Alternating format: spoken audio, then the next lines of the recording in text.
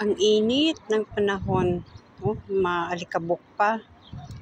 Happy Eid Mubarak everyone sa mga Muslim na ating mga kababayan at sa lahat ng mga Muslim sa Middle East. Ayan po, kahit holiday, nasa work po tayo. Ayan, ang init. Aantay po tayo ng taxi. Pauwi na po. Happy Eid. May mga ilan-ilan pa rin gumagala. Kahit mainit, gala pa rin ang gala. Ayan. Hindi ko alam kung ano ba ang ngayon temperature ng Jordan.